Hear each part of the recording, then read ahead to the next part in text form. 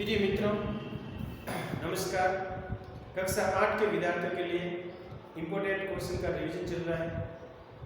जो गणित के प्रश्नावली फर्स्ट के रिवीजन करा दिए हैं और समीकरण सेकंड क्वेश्चन के रिवीजन करा दिए। अब अपन कर रहे हैं गुणनखंड के रिवीजन, गुणनखंड प्रश्नावली के रिवीजन, जिसमें गुणनखंड आपको करना होता है और क्वेश्चन की प्रैक्टिस भी आपके करनी है। आपको क्वेश्चन प्रैक्टिस और तैयारी भी आपकी बहुत अच्छी है, ठीक है ना।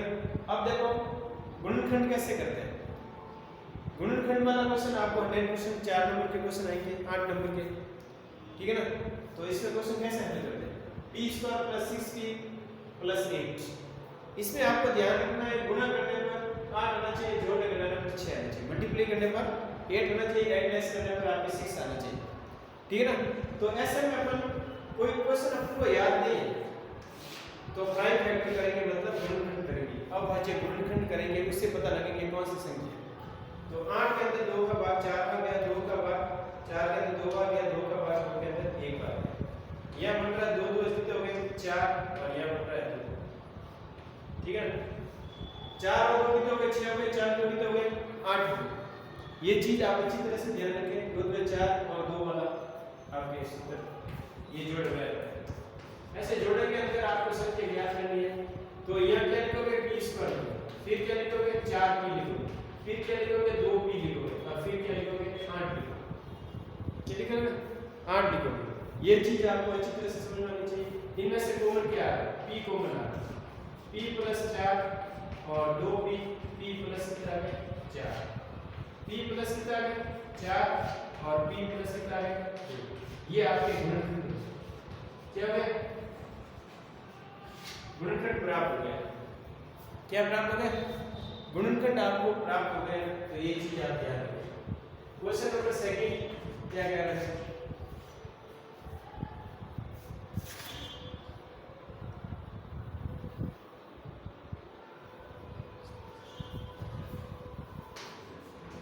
√50 x² + 36, √50 x² + क्या 36। तो ऐसे में क्या करोगे, ये किसका स्क्वायर है, ये 7 का स्क्वायर प्लस ये किसका स्क्वायर 6 का स्क्वायर, ये किसका स्क्वायर 6 का स्क्वायर है। प्लस माइनस का ध्यान रखना, यहाँ पे माइनस है, यहाँ पे क्या है माइनस है। तो ये a² - b² बन गया। तो इसका फॉर्मूला क्या है, एक सर्वसम्मिका लग रही है a² - b²। तो एक बार प्लस में और एक बार माइनस। 49 ये 7 का स्क्वायर, 7x का स्क्वायर है और 36 6 का स्क्वायर है। तो इसको a मान लिया, इसको b मान लिया। a² - b² की सर्वसम्मिका लगाएं, a² - b² की सर्वसम्मिका लगाएं। तो 7x + 6 और 7x - 6, ठीक है ना। ये आपका आंसर है। तो ऐसे क्वेश्चन भी आपको ध्यान में रखने हैं और क्वेश्चन हल करना है, ठीक है ना। आगे वाला क्वेश्चन देखो क्या कह रहा है।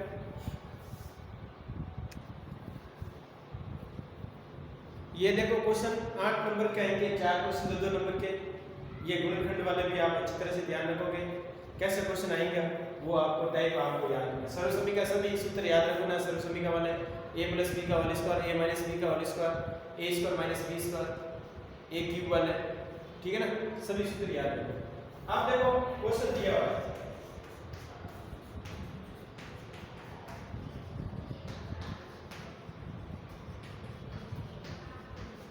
इनमें कॉमन क्या है और इन दोनों में कॉमन क्या है। इसमें आपको नाम कॉमन दिख रहा है, m² कॉमन आ गया। तो यहां से a + b बचा और यहां से कॉमन क्या है n² कॉमन आ रहा है। क्या कॉमन आ रहा है n² कॉमन आ रहा है। तो a + b यहां से भी आ गया, a + b कॉमन आ गया, कॉमन मतलब मिल गया और m² + n² ये बार बार निकल गया, ठीक है ना। ये गुणनखंड है, ठीक है ना। ये 2 नंबर के आपके 4 क्वेश्चन पूछे जाएंगे, टोटल 8 नंबर का होगा, जिसमें नॉर्मल आपके गुणनखंड करने होते हैं। सर्वसम्मिका को ध्यान में रखते हुए, सर्वसम्मिका आपको याद होनी चाहिए। सर्वसम्मिका याद होगी तब आप आंसर कर पाओगे, ठीक है। अब देखो इसमें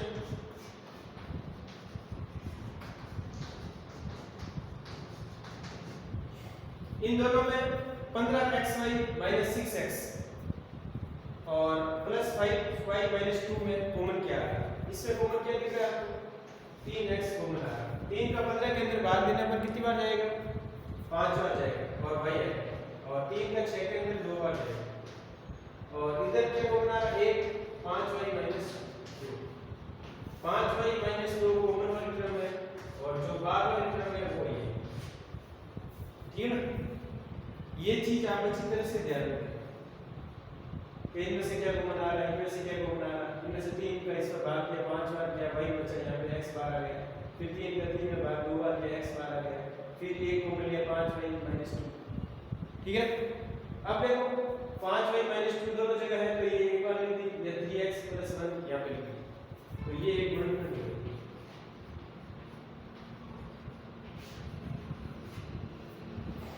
एक बार ये भी वापस देख लीजिए क्वेश्चन क्या कह रहा है? am square plus bm square plus bn square plus an square m square दोनों में से कॉमन है m स्क्वायर बाहर बन गया, यहाँ से a बचा, यहाँ से b बचा, यहाँ से n स्क्वायर बाहर a प्लस b बचा, a plus b plus a या a प्लस b दोनों में से a प्लस b दोनों जगह है, a प्लस b आ गया, m square plus n square आ गया, तो ये गुणनखंड बन गया, ठीक है ना? थैंक यू मित्रों, ये 4 क्वेश्चन आएंगे 8 नंबर के और गुणनखंड करना है। क्वेश्चन को आपको अच्छी तरह से देख के सर्वसमीका को ध्यान में रखते हुए क्वेश्चन ध्यान रखना है, सर्वसमीका आपको याद होनी चाहिए, तब आप क्वेश्चन हल कर पाओगे, ठीक है? Thank you. आगे वाला क्वेश्चन देखो। प्रिय मित्रों, अभाज्य गुणनखंड में से भी क्वेश्चन आएंगे जो आपके 2 चैप्टर है, स्क्वायर एंड स्क्वायर रूट, वर्ग और वर्गमूल, घन और घनमूल। इन क्वेश्चन के अंदर अभाज्य गुणनखंड विधि से चिन्ह 0,4 का क्या निकालना है? अभाज्य गुणनखंड विधि से पूछा है, क्या पूछा है? अभाज्य गुणनखंड विधि आपको आनी चाहिए। सबसे पहले चिन्ह 0,4 के अंदर किसका भाग है? चिन्ह 0,4 के अंदर किसका भाग आ रहा है? तो ये भी चीज आपको चिन्ह 0,4 अच्छी तरह से हल करना सीखो, ठीक है ना? सबसे पहले इसमें पीछे 4 है तो 2 का भाग जाता है, 2 का नियम है, किसी भी संख्या के पीछे 0 2 4 6 8 है तो उसमें 2 का भाग रख जाता है। 2 का भाग देने पर 9 से पहले 8 आता है, 4 बार 8 आता है, 4 बार 1 से 16 हो गए, 8 बार भाग गया, फिर 0, फिर 2 बार, फिर पीछे 2 आ रहा है तो 2 का भाग जाएगा, 2 2 4 4 2 8 और 2 2। अब देखो इसके बाद आपको स्क्वायर याद होना चाहिए। क्या याद होना चाहिए? स्क्वायर। इसमें किसका भाग जाएगा? 0,1 किसका स्क्वायर है? ये 49 का स्क्वायर है तो 7 का भाग जाता है। किसका भाग जाता है? 7 या 21, पीछे कितने बचे? 3 30 7 28, पीछे कितने बचे? 2 7 या 21, 343। फिर 343 भी आपको याद होना चाहिए, ये क्यूब है किसका? 7 का है तो 7 का भाग जाएगा।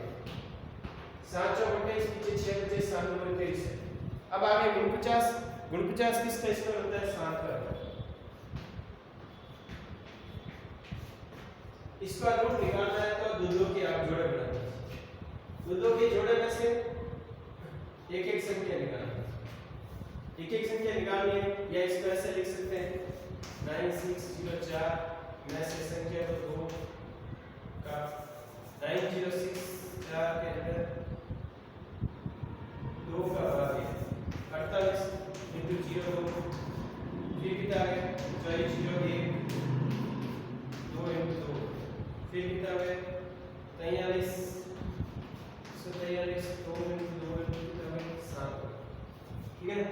फिर कितना है 49 2 into 7 फिर कितना है 7 into 7 into 2 into 2 7 into 7। अब दो के जोड़ने में से एक एक संख्या बाहर लीजिए, 7 into 7 into 2 तो कितने हो गए? 7 7 49 49 पूरा कितने हो गए? 49 पूरा कितने हो गए? 98। ये 98 का वर्गमूल है। किसका वर्गमूल है? 98 का वर्गमूल है। किसका वर्गमूल है?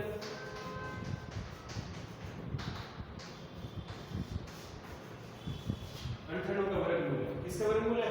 98। ऐसे क्वेश्चन आपको अभाज्य संख्या भी आनी चाहिए, क्योंकि अभाज्य संख्या आ जाए उसका स्क्वायर आ जाए तो भी आपको ध्यान में रखना है, ठीक है ना। और अभाज्य संख्या का वर्ग भी आपको याद होना चाहिए। अभाज्य संख्या प्राइम और पूर्ण संख्या, पूर्णांक संख्या, ये छोटी छोटी परिभाषा आपको याद होनी चाहिए। विशेष तौर से अभाज्य संख्याओं के आपके वर्ग याद होने चाहिए, तब आपको पता चलेगा कि ये अभाज्य संख्या का वर्ग है, इसलिए इसमें दूसरी संख्या का भाग नहीं जाता, क्योंकि अभाज्य संख्या के अंदर किसी दूसरी संख्या का भाग नहीं जाता, ठीक है ना। तो ये वाले क्वेश्चन आपको ध्यान रखने हैं। ऐसे क्वेश्चन एक बार और देखते हैं अपन, एक दो क्वेश्चन पूछा जाता है ऐसा भी, अभाज्य गुणनखंड विधि से 401 का वर्गमूल ज्ञात करें। वर्गमूल